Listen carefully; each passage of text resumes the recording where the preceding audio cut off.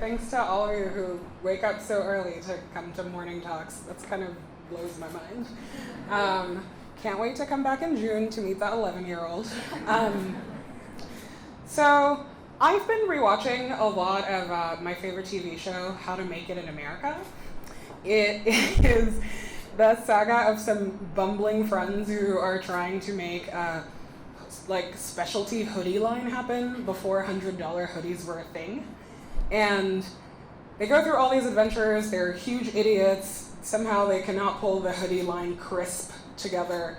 But the thing that I love the most about them is just how dedicated to their hustle they are, through having other jobs, having to pay rent, and just the general hustle and bustle of being a 20, 30-something-year-old who's trying to make it in the world.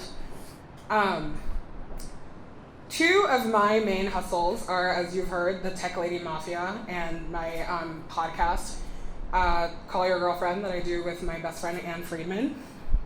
The Tech Lady Mafia started a couple of years ago when another really good friend of mine, Erie Meyer, who is an advisor to Barack Obama for technology, we got another one of those emails that was like, there's 7 women who know how to computer, get outraged. And I just could not muster the outrage this time, because I realized that in my life that is completely false. Most of the people that I know that do tech are women, and the truth is that when you talk about a lack of, insert minority in insert any industry, what you're also saying is that you're not willing to support the people that are actually there, and that is just as problematic and just as annoying. And so we sent an email to, I think, 40 women that we knew who were everything from NASA astronaut trainees to, consultants for the government, to women who write about technology. And 3 years later, there's a little over 2,000 of us, and we are kicking ass and taking names, and we are really proud to be women in tech. And, I want to give a shout out to our men's auxiliary. They plan our yearly picnic. They've been really good to us. We love them. And yeah, they've been good at connecting us with the jobs and planning the picnic. So I would be remiss if I did not mention them. The other main side hustle that I have is this podcast that I do with my friend Ann Friedman. I'm so glad some of you in the audience listen to it. If you don't, you should. It's pretty fun. But if you do, you, again, realize that it's a labor of love by 2 friends. We both have full-time jobs. We don't have any ambitions of being podcast moguls or, or doing this full-time. And the thing that, doing both of these things made me realize is that the reason that I'm able to hold a full-time job and still have all these creative outlets is because I'm really supported in my community. It is extremely hard to look at your day-to-day and make time for creativity sometimes for those of us who do not work in strictly creative fields. And, sometimes there's a tinge of sadness that comes with that, at least for me. I know that that's true. It's hard to do your daily grind and know that you're passionate about, talking about Beyonce or caftans or, periods, or making sure that the next US CTO is, again, a woman and things like that. So, Tech Lady Mafia, Call Your Girlfriend, what is the unifying thread for that for me has really been my community, my group of friends. Everything is collaboration, is labor of love. And where this all comes in is Ann and I's operating friendship principle is what we call shine theory. It's I don't shine if you don't shine. Popular song by The Killers, for those of you who do know. Most people don't realize this, and I'm yes, I'm trolling you with Killers lyrics, but also It's kind of perfect. And cute picture of me and Anne at weddings. Just wanted to share that with the world. The core kind of belief behind Shine Theory is investing in a core group of people the same way that you invest in yourself. There is no room for pettiness or jealousy or not celebrating your friends, because we're all part of the same team and we are all trying to kind of accomplish the same things, and it's so much more fun if you do it with people that you love. Their successes are your successes. This has been true for me in doing the podcast. That is, it's shocking to us how many people listen to it, and the same thing with Tech Lady Mafia. When we're able to lobby for powerful women to get jobs, or stop harassment that's happening online, or one of us gets some shiny new job, it's pretty exciting. And by the same token, like, your successes are their successes. Having people who are invested in you and proud of you, and make sure that you are celebrated when that happens. What does any of this have to do with work? In my estimation, it has everything to do with work. I think that I consider myself a very proud millennial. I know a lot of people shun this label, but I won't.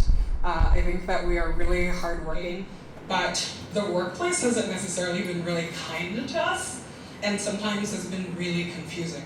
Just melding, dealing with authority and then climbing, the ladder climbing that you have to do, and all of that stuff. And what Shine Theory does is allows you to really ally yourself with your peers and learn from everybody in your peer group. The model that a lot of us are raised with is this Highlander model of there can only be one. And if you're a woman, you know that especially well, where there's only room for one of you at the table. If you are a person of color, it's even harder to get in, and yes, there can only be one, and we really reject that notion. So the thing that has been really good also about both of my side hustles is how the internet has really enabled this camaraderie. You don't need to live in the same city as someone, or see them every day at work, and realizing that we can form these bonds, and that internet relationships are actually very tangible and real, and they're, for me at least, they've been a really conducive way of getting some good consulting work and making new friends and being taken seriously. So so you are part of the global mind as well. Jeff Jarvis, who is a journalism professor, has this quote where he always says, do what you do best and link to the rest. And it's really about giving credit to people and making sure that you are forming those bonds with people. And Shine Theory really support that, is do what you do best and then link to the people that are really important to you, give credit, discover new voices, and make sure that you're carrying that torch forward. 3 pieces of advice in how being part of a community and really humbling yourself helps with getting ahead. The first one is kissing down, instead of kissing up. I am really invested right now in people who are younger than me, because I'm convinced that they are the people that will hire me in the future, and they're the people. It's true. You get older and you realize the world is cruel. But it's, it's true. And it also creates a lot of mentorship that you feel that you never really had. So creating opportunities for people that are below you and making sure that they come up, and that's a really good way to build up your team. I love, Stu, when you mentioned the 30-second pitches. One of the core principles of Tech Lady Mafia is ask and offer. Every event that we do, the only rule is that when you introduce yourself, you ask for one thing and then you offer a skill in return, and it just becomes this immediate skill exchange or problem solving that you need to do, and pass it on. Always, always, always pass it on. If there is a job that you are being recruited for that is not the best for you, suggest somebody else for it. If you don't have time to do a Creative Mornings talk, suggest somebody else to do it that there's always somebody in your network who would benefit from it.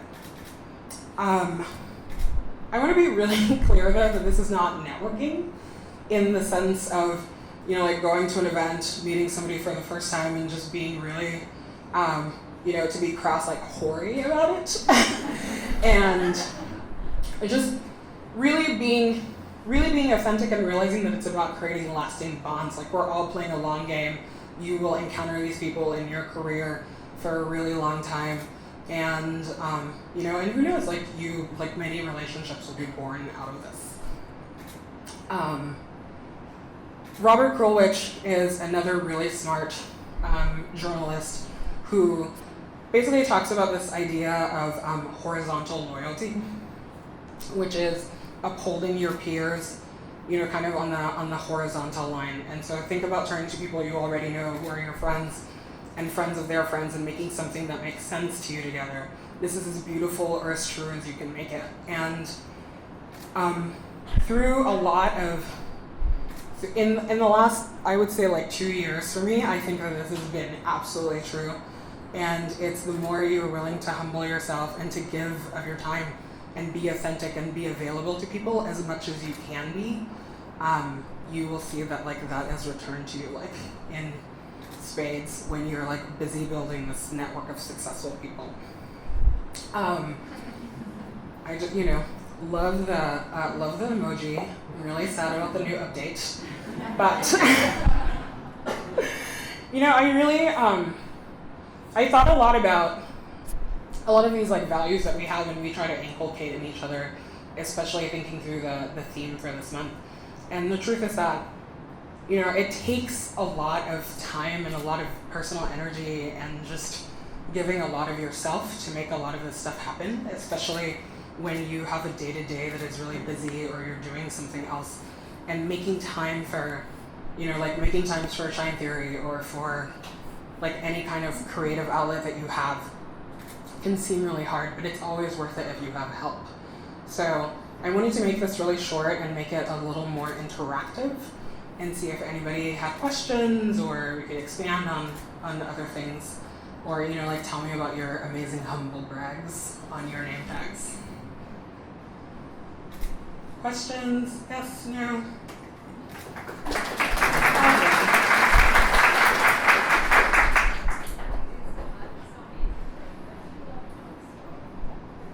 Sorry, can you repeat that?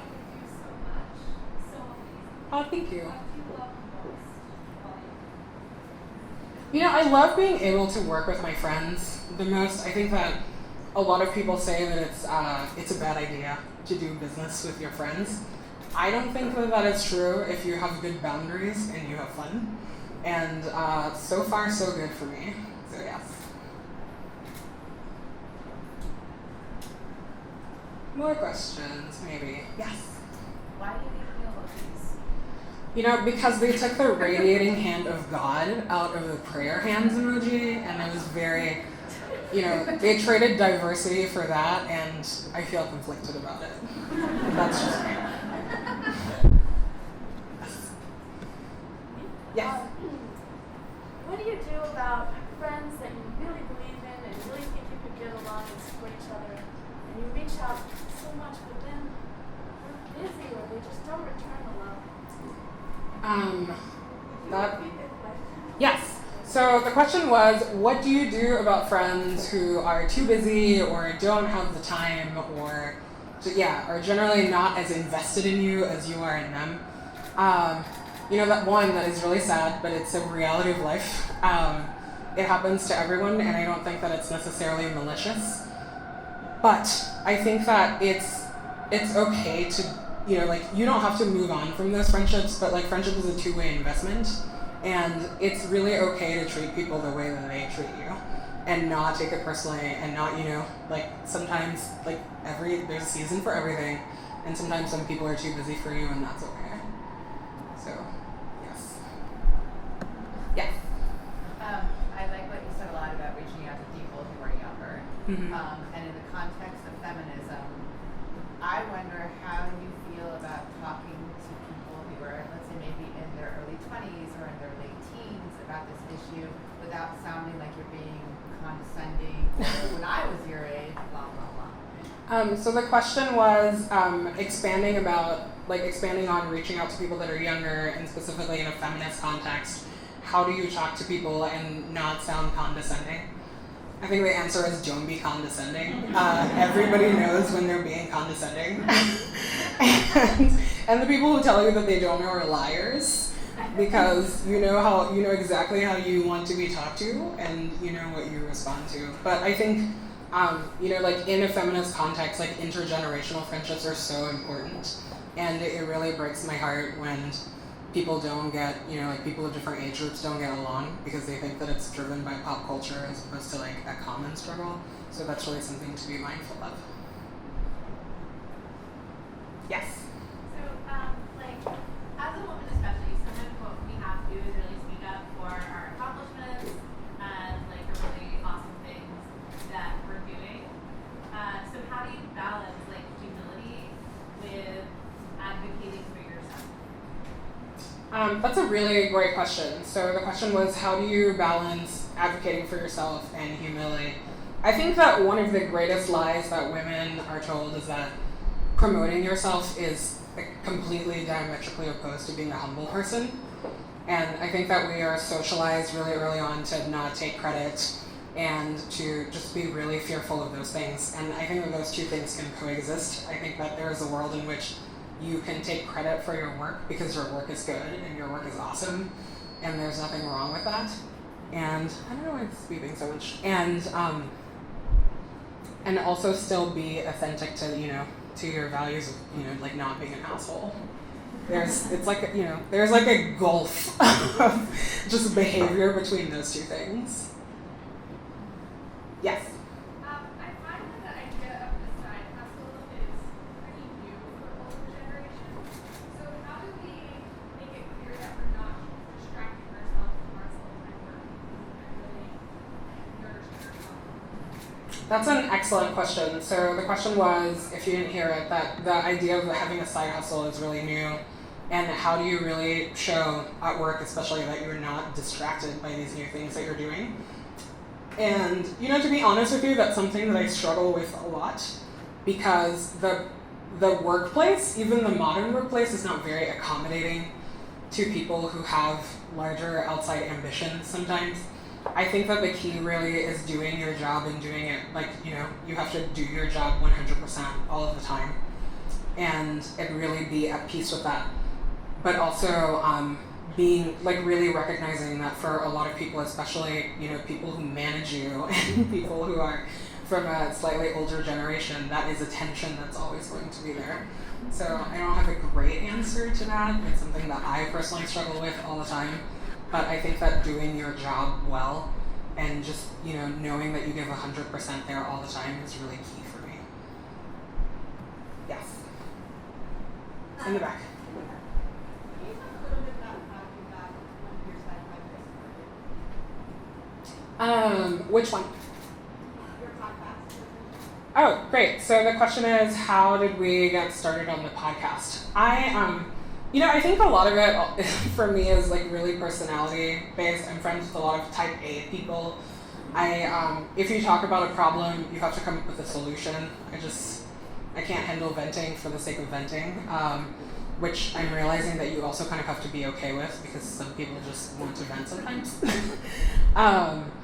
So the podcast started because, Ann and I are really good friends. We wanted to find a way to stay in touch, but also, honestly, for me, somebody told me that, there are no women who podcast, and it just made me so angry because I didn't believe them.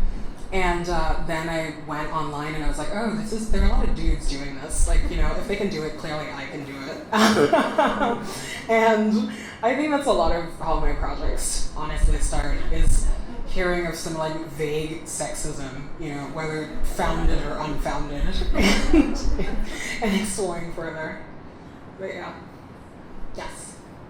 So can you share a learning or two that you had from helping big brands with their social media strategy, and how you apply that to your own personal venture? Yes. So I've worked with a ton of big brands, especially on social media. I think that one thing that it has made me really cautious of is honestly is image and knowing what you want to project about yourself. I think that it is really easy to just not be an asshole on the internet, because you edit the best version of yourself, which is technically what all brands are trying to do.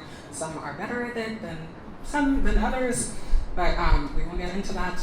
And I think that that's been really key for me, and also just being really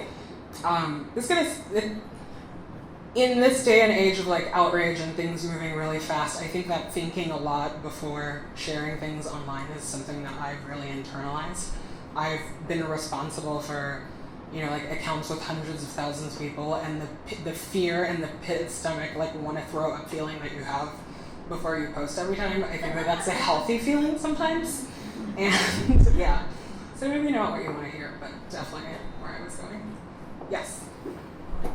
What can men do to be advocates of gender equality in tech? Woo! So many things that you can do. Let's, one, thank you for asking that question. I think that just generally being really cognizant that it is a problem.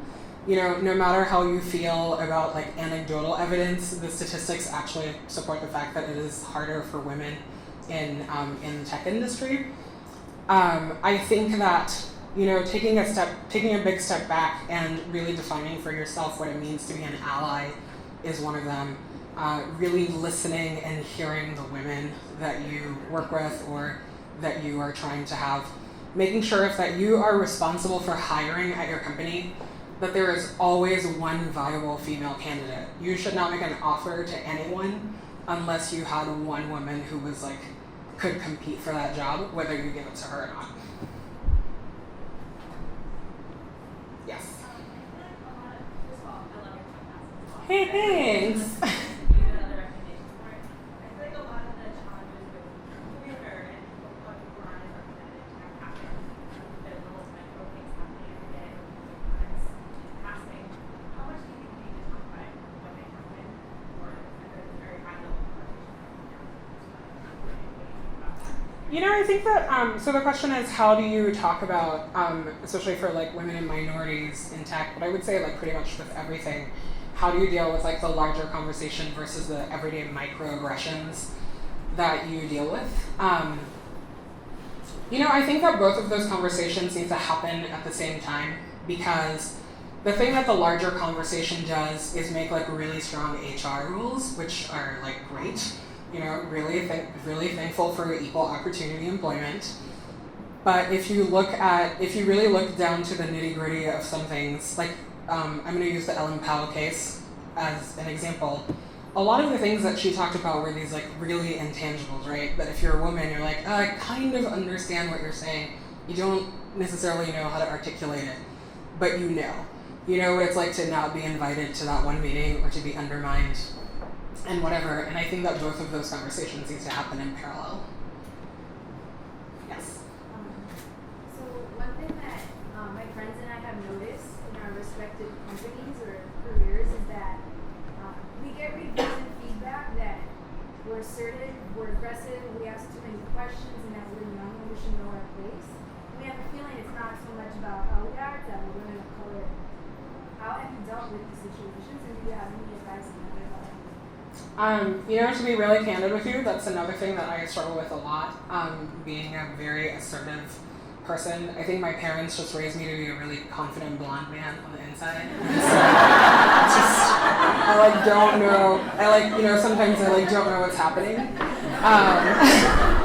But that feedback is feedback I hear a lot, consistently, and it's very annoying, it's very problematic, but it hasn't stopped me either.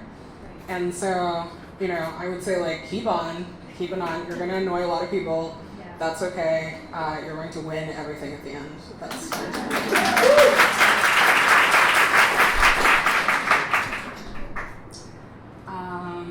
more question? Yeah. I know I asked one, sorry. That's okay, you can ask 2 questions. I hear this a lot, and I see this a lot on social media, and there's like a whole campaign of the chicks holding to the side, like, I don't need feminism because what do you say to those people? Because that makes me just want to strangle them instead of talking to them. I love that this has become like the feminism, like CreativeMornings talk, which I'm really excited about.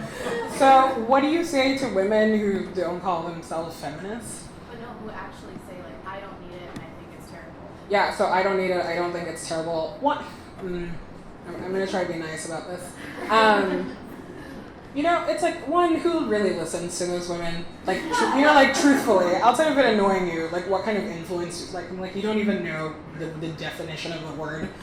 So I'm not too worried about it. I think the context that it worries me the most in is honestly actually in media. Is there's this really annoying media trope of every reporter under the sun asking female artists if they are feminists, and then sometimes they are and sometimes they're not, and if they're not and they say something like, you know, they give a wrong definition, nobody ever corrects them. That is more problematic to me than, you know, I don't know, like Meghan Trainor holding up a sign and singing about like getting a husband. So unsure. I you know, I don't think that everybody, I don't think that it's for everyone. I wish it were, but I'm honestly not too worried about it.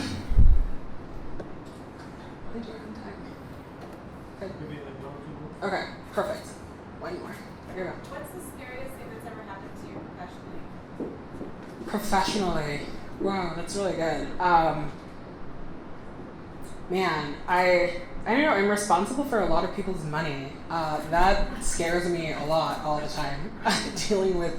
dealing with budgets and just, you know, I'm like, in my real life, I'm like, the most expensive thing I own is my computer. So I can't think in numbers that are bigger than that sometimes. It really stresses me out. But yeah, I think handling a lot of money is not for me. Yeah, one more question, and we'll wrap it up. Here you go. I just have a question more about your side project. So, I kind of feel that it is kind of creative. Sometimes on my personal projects, I feel like my creativity is tapped, and I need a way to like reset to focus on my personal projects. Do you have any advice as to finding inspiration on your side project? That's a really good question. So it's like, if you work in a field that's already creative and you feel tapped out, like how do you, you know, like how do you kind of regenerate? This is gonna sound really cheesy and came to me via a really cool tech-a-brew in my life. It's the Steve Jobs in it method, where Steve Jobs supposedly like took some time in his calendar, like I think it was like once a week, to just like think about like what was happening with his, you know, like what next beautiful thing he was going to make. Clearly I'm not there, but I try to, in like kind of my internet day-to-day, curate a folder that's just like delightful things that have nothing to do with work sometimes, and I make time once a week to just go back through that and see really what it is. It's like that, and journaling for me has been really helpful.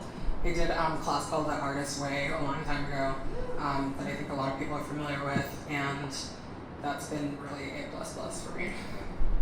Great. Hope that did not bore you. Thank you so much for coming. And awesome.